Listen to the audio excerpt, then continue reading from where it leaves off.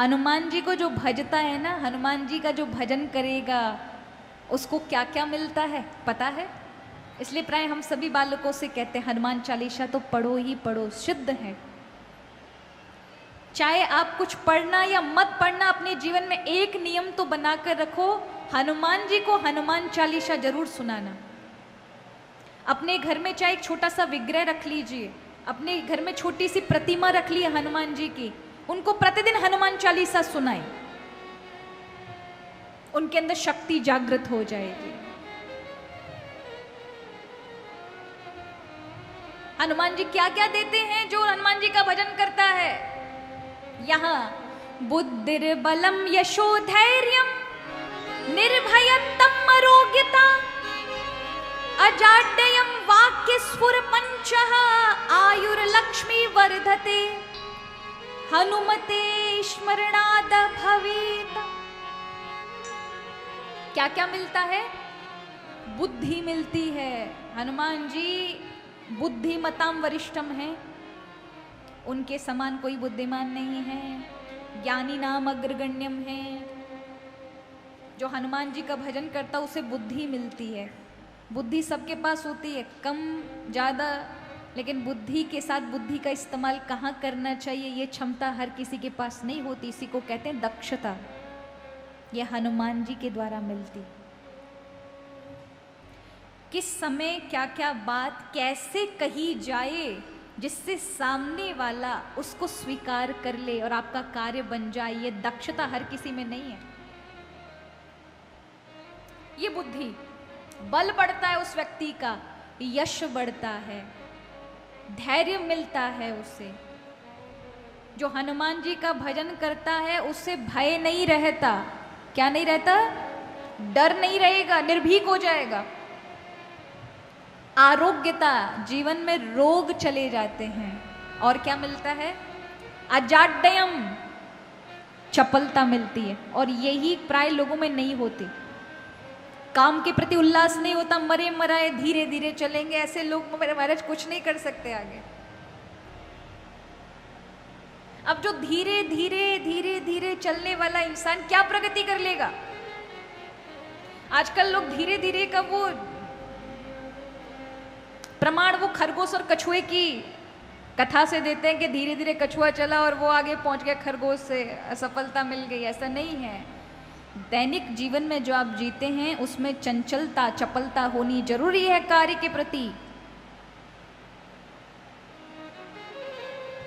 अगर आपको काम के प्रति उल्लास ही नहीं होगा तो आप काम को महत्व ही नहीं देंगे, आपका काम आगे बढ़ ही नहीं सकता। तो ये हनुमान जी प्रदान करते हैं। अजाड्यम वाच स्फुर पंचः, वाणी प्रदान करते हैं, ऐसी स्पष्ट वाणी, सत्य वाणी, वाणी का वाक की चतुराई प्रदान करते हैं हनुमान जी। आयुर्लक्ष्मी वर्धते, व्यक्ति की आयु बढ़ जाती है, लक्ष्मी बढ़ जाती है। किसको? जो हनुमान जी का स्मरण प्रतिदिन करता है। इसलिए हनुमान चालीसा। बताइए इसके अलावा और क्या चीज रह गई जो हनुमान जी ना देते हो? सब मिल जाता है। हनुमान जी का तो चाहे कन्या हो, चाहे माता हो, चाहे भाई हो या बुजुर्ग हो, सबको हनुमान चालीसा का पाठ करना चाहिए। कहीं भी गोसाई जी ने नहीं लिखा, हमेशा यही आपको सुनने को मिलेगा, जो यह पढ़े हनुमान चालीसा होए सिद्ध साखी गौरीशा। ये सिद्ध मूल मंत्र है, इसकी साक्षी, इसकी प्रतिज्ञा, इसकी शपथ भगवान गौरी शंकर ले रहे हैं कि जो ये पढ़ेगा उसका कार्य सिद्ध होगा। ये भगवान शिव की शपथ है महाराज। या कहीं नहीं लिखा जो नर पढ़े या जो नारी पढ़े या जो विद्वान पढ़े या जो संत पढ़े, हर कोई पढ़ सकता है। कई लोग कहते हैं कि नारी को हनुमान जी का दर्शन नहीं करना चाहिए, उनको ना प्रणाम नहीं करना चाहिए, मंदिर में नहीं चलना चाहिए। नहीं तो हनुमान जी का जो ब्रह्मचर्य है